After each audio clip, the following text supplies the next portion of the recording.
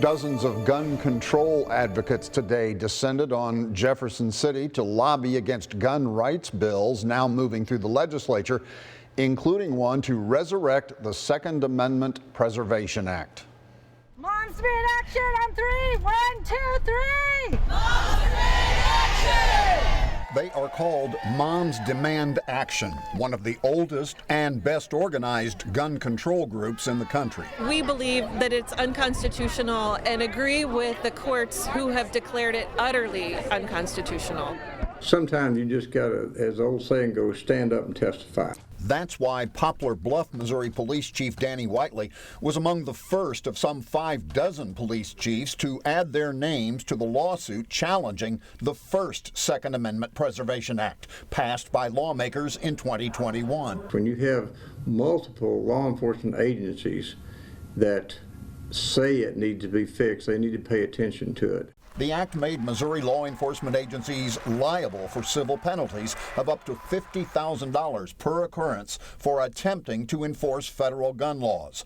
The legislature then used the threat of civil action as an end run around supremacy clause complications with federal law. We're looking for answers to some basic questions about what we can do with the feds, how they can help us, we can help them.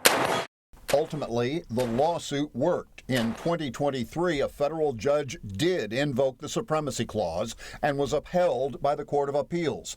The U.S. Supreme Court refused to take the case. If there's a federal gun registry, state police should not enforce that.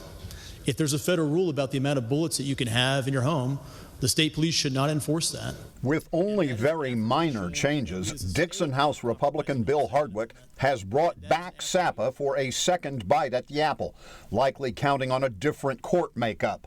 Critics say it still smacks of hypocrisy. So save your breath when you want to talk to me about backing the blue and law enforcement, when they are telling you what they need and what they do not want, emphatically. Missouri has some of the weakest gun laws in the nation, and until we change that, we're going to come back here and we're going to have to fight.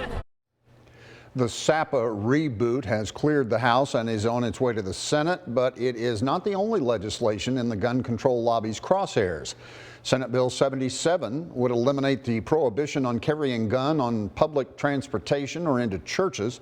Senate Bill 142 would prohibit both federal and state officials from seizing firearms from law-abiding citizens for any reason. And Senate Bill 363 would expand the rights of Missourians to use firearms.